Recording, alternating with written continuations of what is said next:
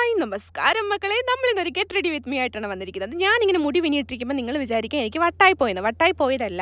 എന്തിനാണ് ഇങ്ങനെ മുടി പിന്നിയിടുന്നതെന്ന് വെച്ചാൽ പിറ്റേ ദിവസം ആകുമ്പോഴത്തേക്കും നമ്മുടെ മുടിക്ക് നല്ല വോളിയൊക്കെ തോന്നിക്കും.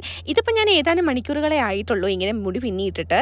അപ്പം ഞാൻ മുടിയൊക്കെ അഴിച്ചെടുക്കുകയാണ്. ഇന്ന് നമ്മൾ ഇടാൻ പോകുന്നത് ഈ ഒരു ഡ്രസ്സാണ് കേട്ടോ. അപ്പോൾ ഈ ഒരു ട്രിക്ക് നിങ്ങൾ ട്രൈ ചെയ്യുക. പക്ഷേ കുളിക്കാൻ പാടില്ല. കല്യാണത്തിനൊക്കെ പോകുന്നതിൻ്റെ തലേന്ന് നമ്മൾ ഇതേപോലെ ചെയ്തിട്ട് കഴിഞ്ഞാൽ നമ്മുടെ മുടിക്ക് നല്ല വോളിയം തോന്നിക്കും കേട്ടോ.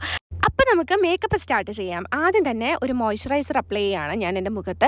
എൻ്റെ കയ്യിൽ ഒരുപാട് സാമഗ്രികളൊന്നും ഇല്ല കേട്ടോ മേക്കപ്പ് ചെയ്യാനായിട്ട്. അത്യാവശ്യം ബേസിക് ആയിട്ടുള്ള കാര്യങ്ങൾ മാത്രമേ ഉള്ളൂ. ഉള്ളത് കൊണ്ട് ഓണം പോലെ. അത് കഴിഞ്ഞിട്ട് ഞാൻ ബ്ലൂ ഹെവൻ്റെ ഒരു BB ക്രീം എടുത്തിട്ട് മുഖത്തെല്ലാം അപ്ലൈ ചെയ്ത് കൊടുത്തു. അത് കഴിഞ്ഞിട്ട് മേബലിൻ്റെ ഒരു ലിപ്സ്റ്റിക്ക്, ഡാർക്ക് ഷെയ്ഡിലുള്ള ലിപ്സ്റ്റിക്ക് എടുത്തിട്ട് ഞാൻ ലിപ്പ് ലൈൻ ചെയ്ത് കൊടുക്കുകയാണ്. എൻ്റെ കയ്യിൽ ലിപ്പ് ലൈനറൊന്നുമില്ല, അതിന് പകരമാണ് ഞാനിത് യൂസ് ചെയ്തത്. അത് കഴിഞ്ഞിട്ട് മാർസിൻ്റെ വേറൊരു ഷെയ്ഡ് ലിപ്സ്റ്റിക്ക് എടുത്തിട്ട് അതും ഞാൻ അപ്ലൈ ചെയ്ത് കൊടുത്തു. ഇനി ഐ ഷാഡോ ആയിട്ടും ബ്ലഷ് ആയിട്ടൊക്കെ യൂസ് ചെയ്യുന്നത് ഇൻസൈറ്റിൻ്റെ ഒരു ലിപ്സ്റ്റിക്കാണ് കേട്ടോ. അതും അപ്ലൈ ചെയ്ത് കഴിഞ്ഞപ്പോഴത്തേക്കും ഞാൻ ശുണ്ട്രി ഇപ്പം തന്നെ ഏകദേശം ലുക്ക് കംപ്ലീറ്റ് ആയി. സുന്ദരിയായില്ലേ, നോക്കിക്കേ. ഇനി നമുക്ക് കണ്ണെഴുതാം. കണ്ണെഴുതിയില്ലെങ്കിൽ എൻ്റെ മുഖത്തിനൊരു ഐശ്വര്യം വരത്തില്ല ഗൈസ്. അതുകൊണ്ട് ഞാൻ ഐലൈനർ വെച്ചിട്ട് കണ്ണെഴുതുകയാണ്. മുകളിലും താഴെയും ഐലൈനർ വെച്ച് എഴുതി കൊടുക്കുന്നുണ്ട് കേട്ടോ. അത്ര എക്സ്പേർട്ട് അല്ലെങ്കിലും അത്യാവശ്യം വാലിട്ട് എഴുതാനൊക്കെ ഞാൻ ശ്രമിക്കുന്നുണ്ട് കേട്ടോ.